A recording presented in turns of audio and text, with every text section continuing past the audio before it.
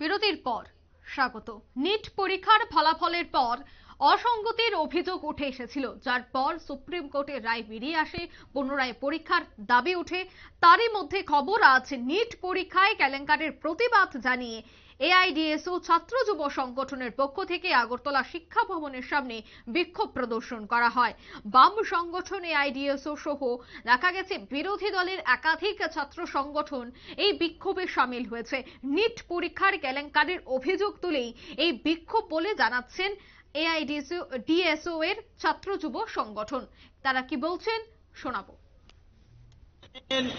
যে নিট পরীক্ষার ফলাফল যে ঘোষণা হয়েছে তাতে ব্যাপক দুর্নীতি হয়েছে। সারা দেশ এই দুর্নীতির বিরুদ্ধে আন্দোলনে উত্থাল।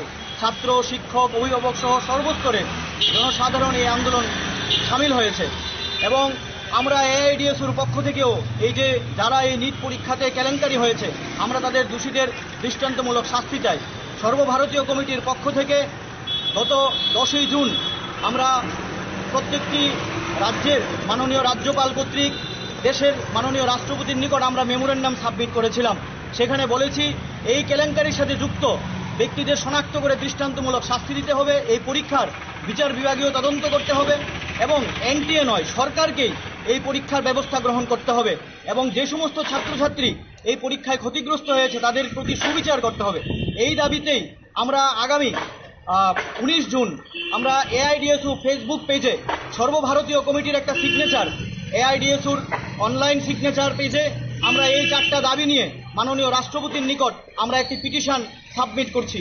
আমরা চাই আপনাদের দ্বারা এই সমস্ত রাজ্যের ছাত্র, শিক্ষক, অভিভাবকের কাছে আপনারা এই শিক্ষাকে বাঁচাতে, লক্ষ লক্ষ ছেলে মেয়ের ভবিষ্যৎ আজকে অন্ধকার, তাদেরকে বাঁচাতে এই এআইডিএসওর ফেসবুক পেজে যে সিগনেচার পেপারটি আছে সেখানে লিঙ্ক আছে, সেই লিঙ্কে আপনারা সিগনেচার দিয়ে মাননীয় রাষ্ট্রপতির নিকট আপনারা এই বার্তাটি দিন যে সামনের দিনে এই সমস্ত কেলেঙ্কারি যেন না হয়।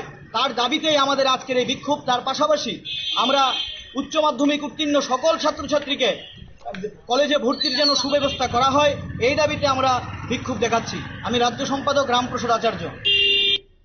আপনারা শুনলেন নেতৃত্বদের বক্তব্য, যুব সংগঠনের বক্তব্য। তারা দাবি তুলছেন তার সুষ্ঠু বিচার হওয়া দরকার। যারাই এই কেলেঙ্কারির সাথে যুক্ত রয়েছে, এই নিট পরীক্ষায় অসঙ্গতিতে যারা যুক্ত রয়েছেন, তাদেরকে অতি দ্রুত চিহ্নিত করে গ্রেফতার করা প্রয়োজন।